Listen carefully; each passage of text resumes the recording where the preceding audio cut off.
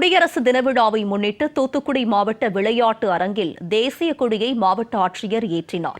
இதுகுறித்து எமது செய்தியாளர் முத்துமோகன் வழங்கும் கூடுதல் விவரங்களை தற்போது கேட்கலாம். முத்துமோகன், சொல்லுங்க, குடியரசு தின விழா தற்போது எந்த அளவுக்கு தூத்துக்குடி மாவட்டத்தில் கொண்டாடப்பட்டு வருகிறது? தற்போது மாவட்ட ஆட்சியர் அலுவலகத்தில் தேசிய கொடி ஏற்றப்பட்டிருக்கிறது. இந்த விழாவில் யார் யாரெல்லாம் கலந்து கொண்டிருக்கிறார்கள்? கலை நிகழ்ச்சிகள் நடத்தப்பட்டு வருகிறதா? விவரங்களை பதிவு பண்ணுங்க. வணக்கம் உமா.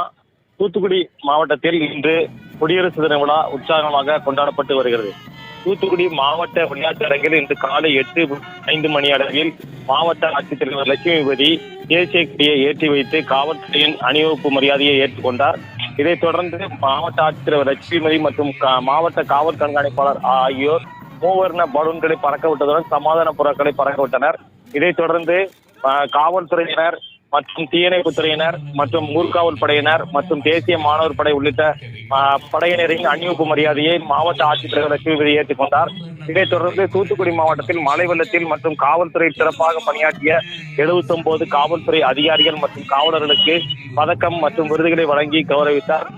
இதைத் தொடர்ந்து பயனாளிகள் சுமார் 1,60,00,000 மதிப்பிலான நலத்திட்ட உதவிகளையும் அரசு துறைகளில் சிறப்பாக பணிபுரிந்த அலுவலர்களுக்கு விருதுகளையும் வழங்கினார். இதைத் தொடர்ந்து பள்ளி மாணவ மாணவிகளின் கண்கவர் கலை நிகழ்ச்சி நடைபெற்று வருகின்றன. தூத்துக்குடி மாவட்டத்தில் குடியரசு தின விழா உற்சாகமாக கொண்டாடப்பட்டு வருகிறது.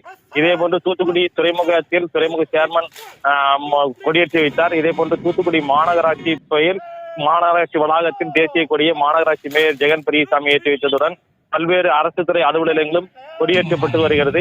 தூத்துக்குடி மாவட்டத்தில் குடியரசு தின விழா சிறப்பாக கொண்டாடப்பட்டு வருகிறது. உங்களுடைய விவரங்களுக்கு நன்றி முத்துமோகன்.